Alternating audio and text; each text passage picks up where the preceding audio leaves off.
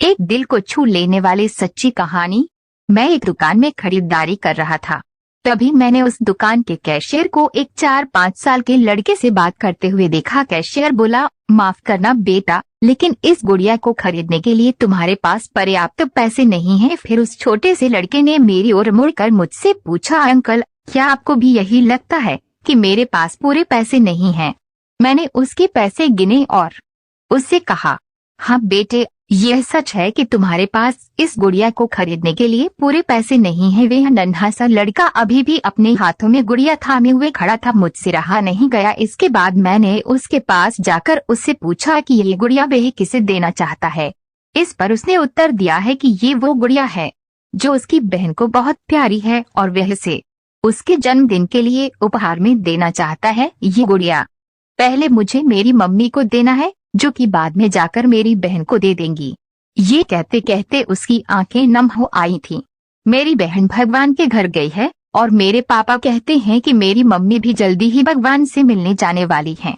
तो मैंने सोचा कि क्यों ना वो इस गुड़िया को अपने साथ ले जाकर मेरी बहन को दे दे। मेरा दिल धड़क सा रह गया था। उसने ये सारी बातें एक सांस में ही कह डाली और फिर मेरी ओर देखकर बोला, मैंने पापा से कह दिया है कि मम्मी से कहना कि वो अभी ना जाए, वो मेरा दुकान से लौटने तक का इंतजार करें। फिर उसने मुझे एक बहुत प्यारा सा फोटो दिखाया जिसमें वह खिलखिलाकर हंस रहा था। इसके बाद उसने मुझसे कहा, मैं चाहता हूँ कि मेरी मम्मी मेरा ये फोटो भी अपने साथ ले जाए ताकि मेरी बहन मुझे भूल नहीं पाए। मैं अपनी मम्मी से बहुत प्यार करता हूँ और मुझे नहीं लगता कि वो मुझे ऐसे छोड़ने के लिए राजी होंगी, पर पापा कहते हैं कि उन्हें मेरी छोटी बहन के साथ रहने के लिए जाना ही पड़ेगा। इसके बाद फिर से उसने उस गुड़िया को गमगीन आंखों से खामोशी से देखा। मेरे हाथ जल्दी से अपने बटुए पर्स तक पहुँचे और मैंने उससे कहा, चलो एक बार और गिनती करके देखते हैं कि तुम्हारे पास गुड़िया के लिए पर्याप्त पैसे हैं या नहीं। उसने कहा, ठीक है, पर मुझे लगता है मेरे पास पूरे पैसे हैं। इसके बाद मैंने उससे नजरें बचाकर कुछ पैसे उसमें जोड़ दिए और फिर हमने उन्हें गिनना शुरू किया। ये पैसे उसकी गुड़िया के लिए काफी थे, यही नहीं, कुछ पैसे अतिरिक्त बच भी गए थे।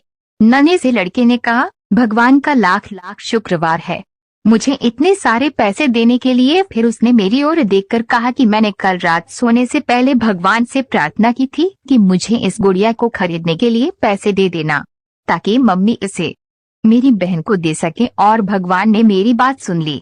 इसके अलावा मुझे मम्मी के लिए एक सफेद गुलाब खरीदने के लिए भी पैसे चाहिए थे, पर मैं भगवान से इतने ज्यादा पैसे मांगने की हिम्मत नहीं कर पाया था। पर भगवान ने तो मुझे इतने पैसे दे दिए हैं कि अब मैं गुड़िया के साथ साथ एक सफेद गुलाब भी खरीद सकता हूँ। मेरी मम्मी को सफेद गुलाब बहुत पसंद है। फिर हम वहाँ से निकल गए।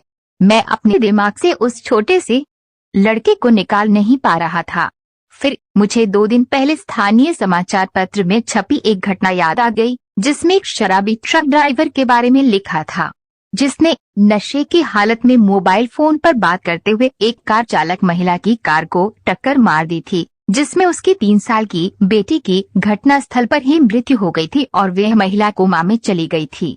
अब एक महत्वपूर्ण निर्णय उस परिवार को ये लेना था कि उस महिला को जीवन रक्षक मशीन पर बनाए रखना है अथवा नहीं, क्योंकि वह कोमा से बाहर आकर स्वस्थ हो सकने की अवस्था में नहीं थी। क्या वह परिवार इसी छोटे लड़के का ही था? मेरा मन रोम रोम कांप उठा। मेरी उस नन्हे लड़के के साथ हुई मुलाकात के 2 दिनों बाद मैंने अखबार में पढ़ा कि उस महिला को बचाया नहीं जा सका। मैं अपने आप को रोक नहीं सका और अखबार में दिए पते पर जा पहुंचा, जहां उस महिला को अंतिम दर्शन के लिए रखा गया था। वह महिला श्वेत धवल कपड़ों में थी, अपने हाथ में एक सफेद गुलाब और उस छोटे से लड़के का वे फोटो लिए हुए, और उसके सीने पर रखी हुई थी वही गुड़िया। मेरी आंखें नम हो गई। मैं नम आंखें लेकर वहां से लौटा। उस नन्हे से लड़के का अपनी माँ और उसकी बहन के लिए जो प्यार था, वह शब्दों में बयान करना मुश्किल है। और ऐसे में एक शराबी चालक ने अपनी घोर लापरवाही से क्षण भर में उस लड़के से उसका सब कुछ छीन लिया था। इस कहानी से सिर्फ और सिर्फ एक पैगाम देना चाहता हूँ, कृपया कभी भी शराब पीकर और मोबाइल पर बात करते समय